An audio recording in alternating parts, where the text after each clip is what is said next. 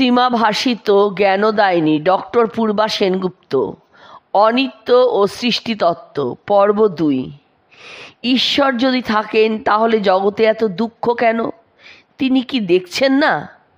তার কি দূর করবার শক্তি নেই? স্বামী অরূপানন্দের এই প্রশ্নের উত্তরে মা বলছেন, সৃষ্টি সুখ দুঃখময়, দুঃখ না থাকলে সুখ কি বোঝা যায়? আর সকলের সুখ হওয়া সম্ভব কি করে? সীতা বলেছিলেন রামকে, তুমি সকলের দুঃখ কষ্ট দূর করে দাও না কেন? রাজ্যে যত প্রজা লোকজন আছে সকলকে সুখে রাখো, তুমি তো ইচ্ছা করলেই পারো। রাম বললেন, সকলের সুখ একসঙ্গে কি হয়? না, তুমি ইচ্ছা করলেই হয়। যার যা অভাব হয় রাজভাণ্ডার হতে দিয়ে দাও। আচ্ছা, তোমার কথা মতোই হবে। তখন লক্ষ্মণকে ডেকে বললেন, যাও রাজমধ্যে সকলকে জানাও, যার যা অভাব থাকে চাইলেই রাজকোষ হতে পাবে। সকলে সংবাদ পেয়ে এসে দুঃখ জানালে রাজকোষ অবারিত। বেশ সকলে সুখে দিন কাটতে লাগলো।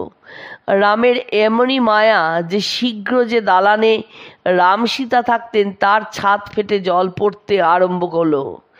মেরামতির চেষ্টায় লোকজন ডাকতে পাঠালেন। কোথায় লোকজন? কুলি মজুর কি আর আছে? রাজমধ্যে কুলি মজুরের অভাবে প্রজাদের ঘর দরজা কাজকর্ম সব নষ্ট হতে চলেছে। প্রজারা জানালে।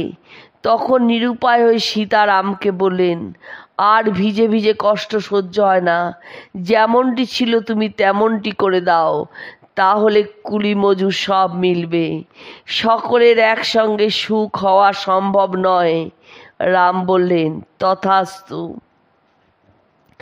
তখন দেখতে দেখতে সব পূর্বের মতো হলো। কুলি মজুর মিস্ত্রি সব মিলল। সীতা বললেন, ঠাকুর, এ সৃষ্টি তোমারই অদ্ভুত খেলা। চিরদিন কেউ সুখী থাকবে না, সব জন্ম কারো দুঃখে যাবে না। যেমন কর্ম তেমন ফল, তেমন যোগাযোগও হয়। সবাই নির্বাসনা হতে পারে কিনা অরূপানন্দ স্বামীর এই প্রশ্নের উত্তরে মা বলছেন, তা পারলে তো সৃষ্টি ফুরিয়ে যেত। পারে না বলেই তো সৃষ্টি চলছে, পুনঃ পুনঃ জন্মাচ্ছে।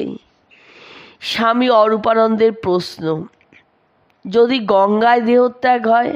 মায়ের উত্তর, বাসনা ফুরলেই হয়, নইলে কিছুতেই কিছু নয়।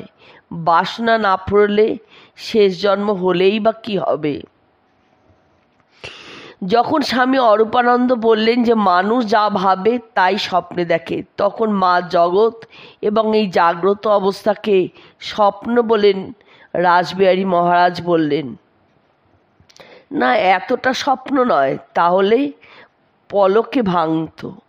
এ যে অনেক জন্ম ধরে রয়েছে। মা তাতে বলছেন, তা হোক, স্বপ্ন বই আর কিছু নয়। এই যে রাত্রে স্বপ্ন বললে দেখেছে, এখন তো আর নেই। বাস্তবে কি গত রাত্রে রাসবিহারী মহারাজ একটা আশ্চর্য স্বপ্ন দেখেছিলেন। মা আরও বললেন, চাষা স্বপ্ন দেখেছিল রাজা হয়েছে, ৮ ছেলের বাপ হয়েছে। স্বপ্ন ভেঙে গেল। বলেছিল, সেই ৮ ছেলের জন্য কাঁদবো না এই এক ছেলের জন্য কাঁদবো। বলরাম বাবুর বাড়িতে এক ব্যক্তি মাকে টাকা দিয়ে জনৈক ব্যক্তির সুস্থতা, একথা শুনে মা উত্তর দিলেন, টাকা নিয়ে যাও, জন্মালেই মৃত্যু আছে। আমি কি করব? কিছুদিন পরে শোনা গেল ওই লোকটি মারা গিয়েছে।